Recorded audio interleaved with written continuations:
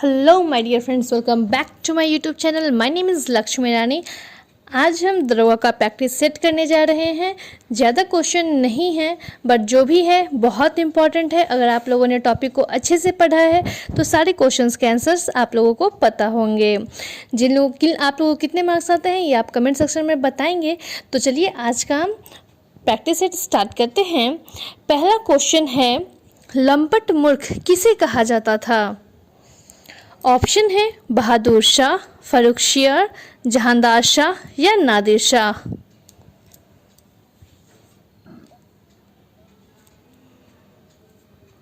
तो इसका right answer है जहांदार शाह को लंपट मूर्ख कहा जाता था। सेकंड क्वेश्चन है, प्रथम कर्नाटक युद्ध कब हुआ था? ऑप्शन है 1748 टू 1750, 1746 टू 1748, 1647 टू 1649 या 1749 टू 1754।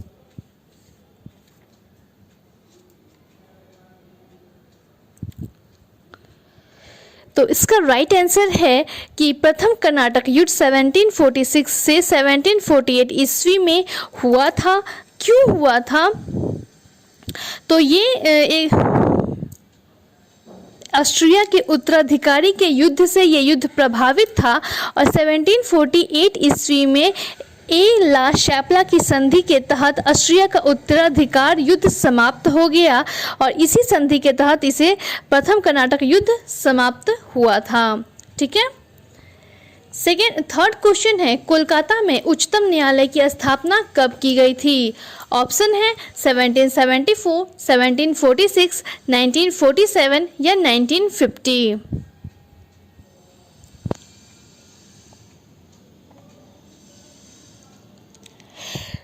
तो इसका राइट आंसर है 1774। 1774 ईस्वी में कलकत्ता में एक उच्चतम न्यायालय की स्थापना की गई थी जिसमें मुख्य न्यायाधीश और 3 अन्य न्यायाधीश थे। तो इसके प्रथम मुख्य न्यायाधीश सर एलिजाह इम्पे थे और अन्य न्यायाधीश में चैम्बर्स, लिमेस्टर और हाइड थे। ठीक है। सिंपल आप याद रखिए कि 1773 में रेगुलेटिंग एक्ट आया और 1774 में उच्चतम न्यायालय की स्थापना की गई। चलिए नेक्स्ट क्वेश्चन है, बक्सर का युद्ध कब हुआ था? ऑप्शन है 1757, 1767, 1754 या 1764।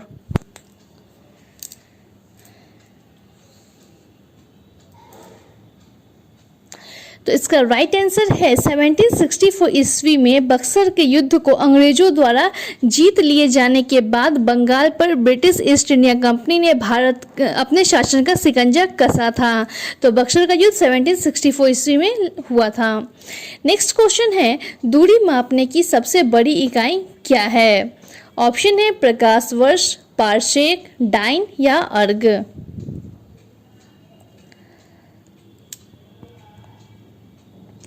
तो इसका राइट आंसर है दूरी मापने की सबसे बड़ी इकाई पारसेक है। बहुत सारे लोगों को कन्फ्यूजन हुआ होगा कि इसका राइट आंसर प्रकाश वर्ष है, बट बहुत लंबी दूरियों को मापने के लिए प्रकाश वर्ष का प्रयोग किया जाता है और प्रकाश वर्ष दूरी का मात्रक है, लेकिन मापने की सबसे बड़ी इकाई पारसेक है। ठीक है। नेक्स्ट क्वेश्चन है, विद्युत धारा का एसआई मूल मात्रक क्या है? ऑप्शन है एम्पियर, केल्विन, कैंडेला या मोल।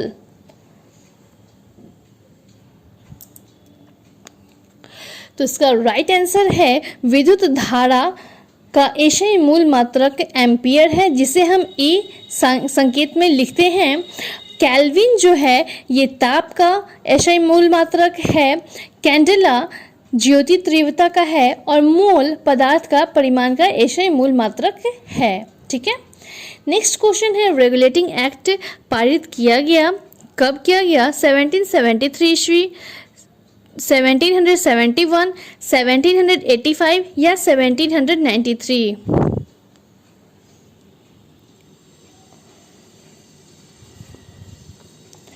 तो इसका राइट आंसर है 1773 में रेगुलेटिंग एक्ट को पारित किया गया था। ठीक है। नेक्स्ट क्वेश्चन है, अष्टाध्यायी के लेखक कौन है? ऑप्शन है पाणिनि, चाणक्य, मेगास्थनीज या इब्न बतूता।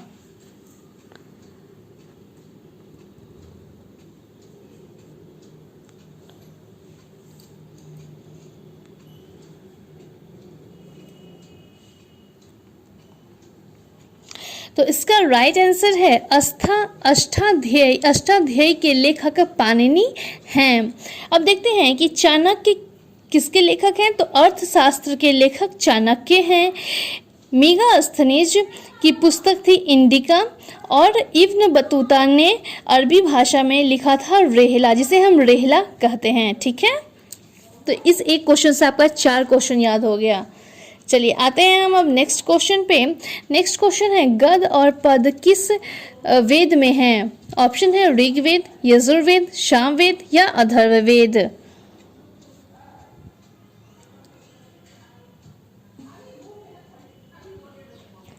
तो इसका राइट आंसर है यजुर्वेद। यजुर्वेद एक ऐसा वेद है जिसमें गद और पद दोनों हैं।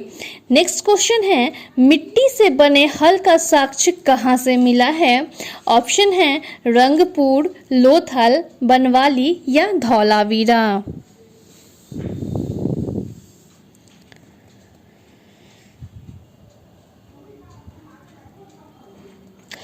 तो इसका राइट आंसर है मिट्टी से बने हल के साक्ष्य बनमाली से मिले हैं।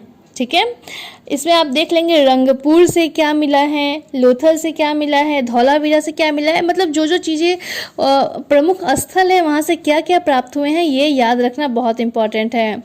अब जो नेक्स्ट क्वेश्चन है वो लास्ट ईयर दरोगा के एग्जाम में पूछा गया था। लोथल किस नदी के किनारे है? ऑप्शन भोगवा, लूनी, सिंधु या रावी।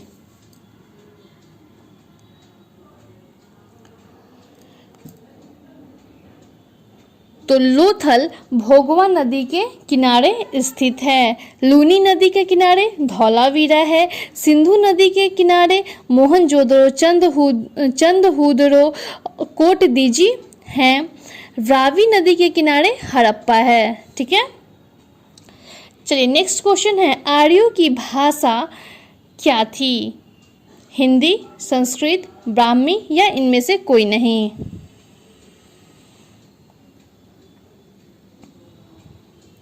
तो आर्यों की भाषा संस्कृत थी। आर्यों का मूल निवास स्थान मध्य एशिया को कहा माना जाता है।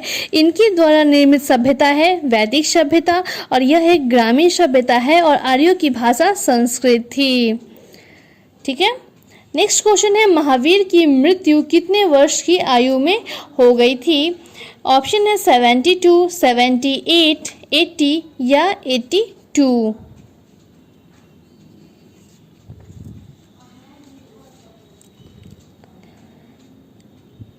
तो इसका राइट आंसर है 72। 72 वर्ष की आयु में महावीर की मृत्यु हो गई थी। किस वर्ष हुई थी? तो 468 ईसा पूर्व में हुई थी। और कहाँ हुई थी? तो बिहार राज्य के पावापुरी में हो गई थी। ठीक है, और 80 जो है वो गौतम बुद्ध का है।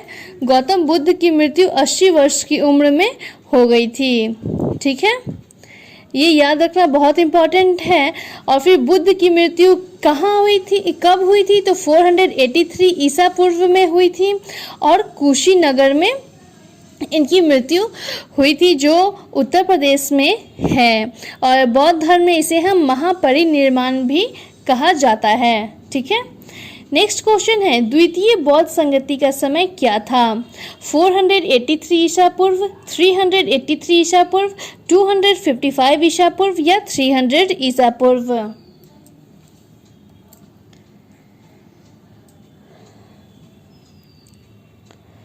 तो इसका राइट आंसर है द्वितीय बौद्ध संगति का समय था 300 ईसा पूर्व, और कहाँ हुआ था? तो स्थान वैशाली, और उस वक्त का शासनकाल था काला शोक का। प्रथम बौद्ध संगति हुई थी 483 ईसा पूर्व में राजगृह, और शासक था अजात शत्रु। तृतीय बौद्ध संगति 255 ईसा पूर्व में पाटलिपुत्र में हुई थी, शासक अशोक था। और 300 ईसा पूर्व जो ऑप्शन में दिया गया है वो प्रथम जैन संगति थी पाटलिपुत्र, और उस समय का अध्यक्ष स्थूलभद्र था। नेक्स्ट क्वेश्चन है तराइन का द्वितीय युद्ध कब हुआ था? ऑप्शन है 1192, 1193, 1194 एंड 1195।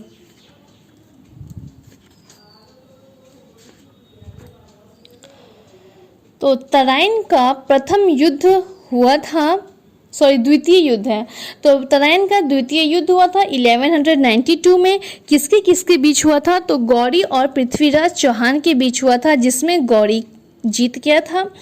और तराइन का प्रथम युद्ध 1191 में हुआ था, जो गौरी और पृथ्वीराज चौहान के मध्य हुआ था, जिसमें चौहान की जीत हुई थी। 1193 में कोई युद्ध नहीं हुआ, और 1194 में जो युद्ध हुआ उसे हम चंदावड़ का युद्ध कहते हैं। ये गौरी और जयचंद्र के बीच हुआ था, जिसमें गौरी की जीत हो गई थी। ठीक है, नेक्स्ट क्वेश्चन है, ढाई दिन का झोपड़ा नामक मस्जिद का निर्माण किसने करवाया था? ऑप्शन है कुतुबुद्दीन ऐबक, इल्तुतमिश, रजिया सुल्तान या बलबन।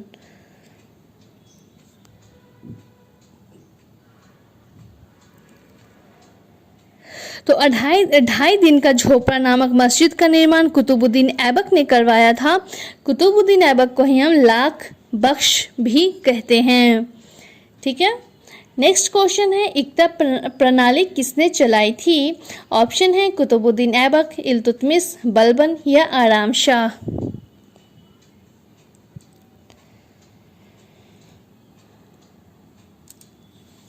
तो इक्ता प्रणाली चलाई थी इल्तुतमिश ने।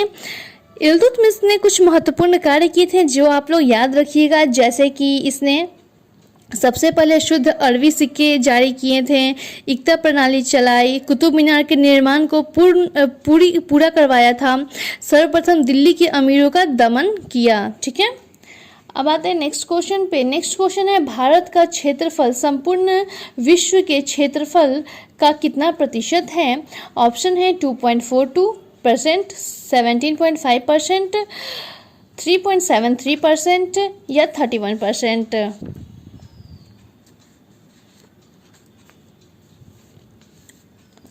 तो इसका राइट आंसर है 2.42%। भारत का क्षेत्रफल संपूर्ण विश्व के क्षेत्रफल का 2.42% है, और 17.5% जो है वो इसकी जनसंख्या, संपूर्ण विश्व की जनसंख्या का 17.5% है। कंफ्यूजन नहीं होना चाहिए। चलिए नेक्स्ट क्वेश्चन देखते हैं, सिपकिला दर्रा किस राज्य में है? ऑप्शन है जम्मू एंड कश्मीर, उत्तराखंड, सिक्किम या हिमाचल प्रदेश।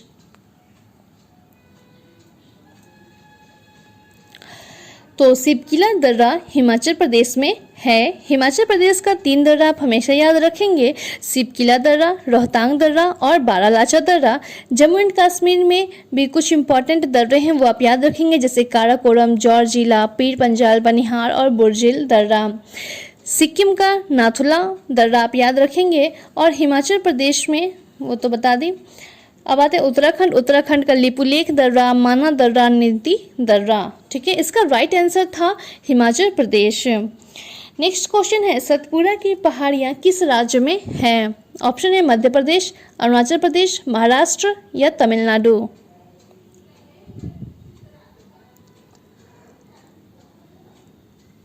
तो इसका राइट आंसर है सतपुरा की पहाड़ियाँ मध्य प्रदेश राज्य में हैं, और ये ज्वालामुखी चट्टानों से बनी हुई हैं, जिसकी सबसे ऊंची चोटी धूपगढ़ी है, जो महादेव पर्वत पर स्थित है। ठीक है, चलिए आते हैं नेक्स्ट क्वेश्चन पे। यहाँ तक आई थिंक आप लोगों को कोई प्रॉब्लम नहीं हो रहा होगा, और सारे क्वेश्चन के आंसर्स आप लोगों को पता होंगे।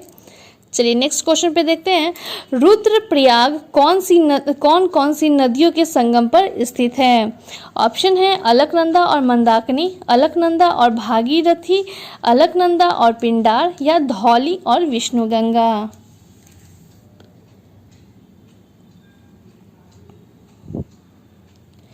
तो अलकनंदा और मंदाकिनी नदियों पर रुद्र के संगम पर स्थित है रुद्रप्रयाग। ये आपका राइट आंसर है, अलकनंदा और मंदाकिनी। अब देखते हैं, अलकनंदा और भागीरथी का जो संगम है उसे हम कर्णप्रयाग कहते हैं। अलकनंदा और पिंडार के संगम को हम कर्णप्रयाग कहते हैं। अलकनंदा और भागीरथी के संगम को हम देवप्रयाग कहते हैं। धौली और विष्णुगंगा के संगम को हम विष्णुप्रयाग कहते हैं। नेक्स्ट क्वेश्चन है, सौर पृष्ठ पर लगभग कितना तापमान होता है? ऑप्शन है 800, 600, 6000 या 1000।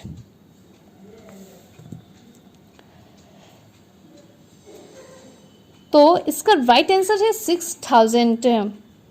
चलिए नेक्स्ट क्वेश्चन है, सूर्य के रासायनिक मिश्रण में हाइड्रोजन का प्रतिशत कितना है? ऑप्शन है 71%, 61%, 75% या 54%।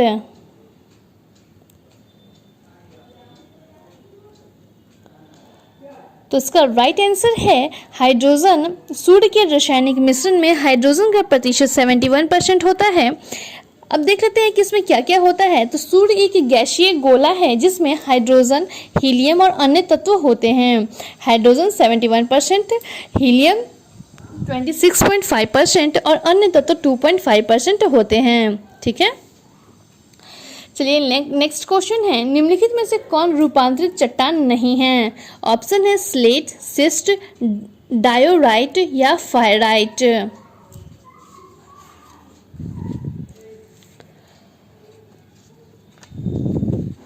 तो जब आप लोगों ने चट्टान पढ़ा होगा तो वहाँ पर आप लोगों ने देखा होगा कि कौन सी चट्टानें रूपांतरित चट्टान हैं या नहीं हैं।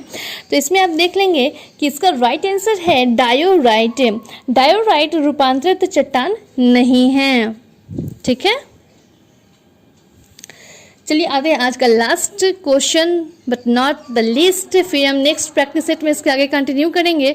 तो आज का लास्ट क्वेश्चन है, संविधान की कुंजी किसे कहा जाता है? ऑप्शन है मौलिक अधिकार, संविधान की प्रस्तावना, भारतीय नागरिकता या मौलिक कर्तव्य। तो इसका राइट आंसर है संविधान की कुंजी संविधान की प्रस्तावना को कहा जाता है। आप लोग कमेंट सेक्शन में ज़रूर बताएंगे कि आपको कितने मार्क्स आए, आपकी पढ़ाई कैसी चल रही है। प्रैक्टिस सेट जो आप प्लेटफॉर्म या स्पार्क या यूनिक से कर रहे हैं उसमें आपके कितने मार्क्स आ रहे हैं। Thank you so much. मैं आशा करती हूँ कि आप लोग के लिए वीडियो बहुत हेल्पफुल होगा और जो भी होमवर्क से चल रहा है वो भी हेल्पफुल हो रहा होगा। Thank you so much. Bye bye, take care.